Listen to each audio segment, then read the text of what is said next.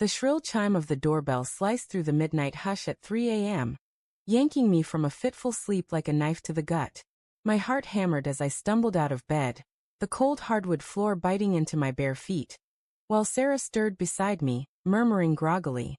The house felt unnaturally still, shadows pooling in the hallway like spilled ink, and outside, rain pattered against the windows in erratic bursts.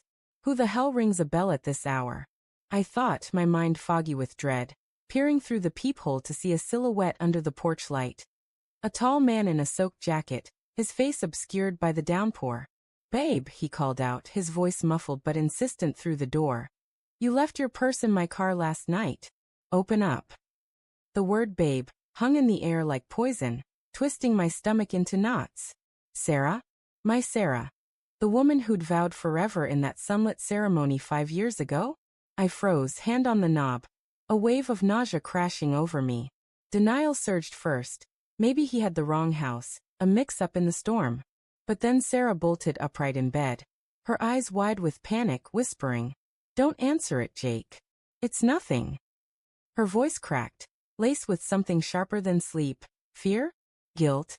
I turned the lock anyway, the click echoing like a gunshot in my skull. The door creaked open, revealing him.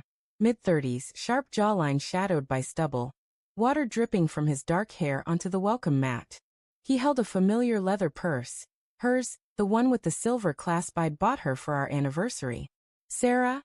he said, peering past me, his tone casual, almost affectionate, as if this were normal. My blood ran cold.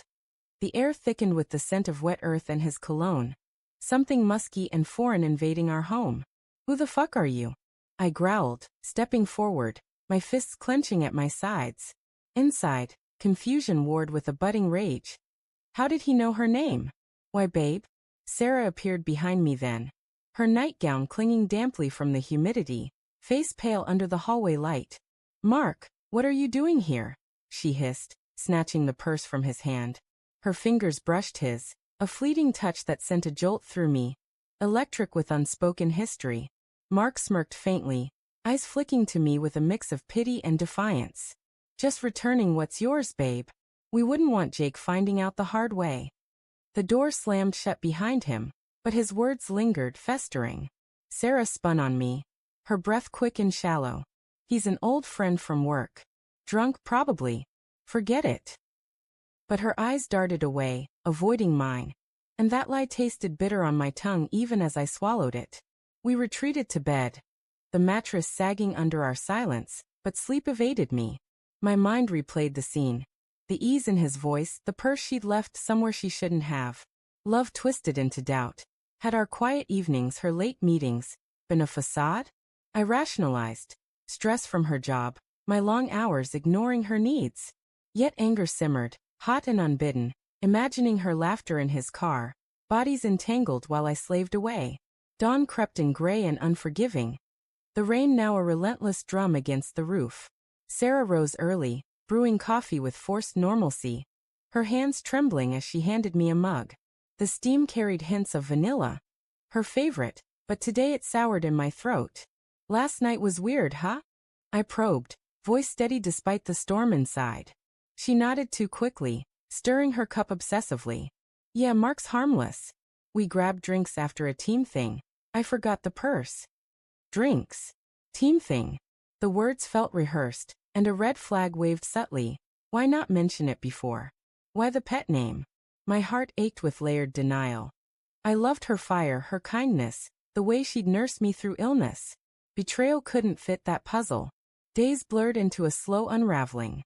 I'd catch her phone buzzing at odd hours, screen lighting her face with secretive glows. Once glimpsing over her shoulder, I saw a text. "Missed you last night, babe. Same time soon." Heart pounding, I confronted her in the kitchen, the scent of garlic from dinner masking the tension. "Who's Mark really?" She deflected with tears. "Just a colleague flirting harmlessly. You're paranoid, Jake." Her voice broke, revealing cracks, guilt flickering in her eyes, mingled with resentment. "You've been distant. Work consumes you. Was it my fault?" Moral conflict gnawed. Had I pushed her away, making his advances understandable, if not excusable? He wasn't a villain, just a man filling voids I'd left, charismatic and attentive, as she'd once described in vague stories. Suspense built like thunderheads. I tailed her one evening, heart in my throat, the city's neon haze blurring my windshield. She met him at a dimly lit bar, their laughter piercing the din as I watched from shadows, the clink of glasses and murmur of patrons amplifying my isolation. They leaned close, her hand on his knee, a betrayal unfolding in fragments. Rage boiled, but confusion held me back. Love whispered forgiveness, fear of loneliness paralyzing. Home alone, I rifled her purse, lipstick smudged, a hotel keycard tucked in a side pocket. Shattered trust crumbled like dry earth, guilt flooding me for doubting. Yet anger at her deception burned brighter. The confrontation erupted that night. She walked in flushed, smelling of wine and him. "Tell me everything," I demanded, voice raw, tears stinging. She collapsed onto the couch, sobs racking her frame. "It started months ago. You were gone so much," he listened. I felt alive. Her confession spilled. Passionate nights, stolen moments, his promises of more. Heartbreak clawed my chest. I saw our life fracturing, love tainted by her choices. Denial shattered into fury. "How could you?" But her eyes held complexity, regret, not malice, a woman torn between comfort and thrill. Then the twist.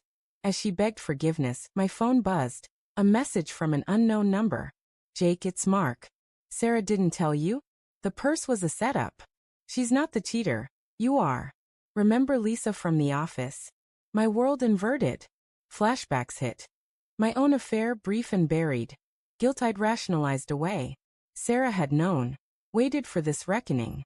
The doorbell man? Her ally in exposing my hypocrisy. Stunned, reflective, I stared at her. Betrayal's mirror reflecting my own moral gray. Trust irreparably shattered. Yet in the ruins, a haunting truth. We'd both wandered, both humanly flawed.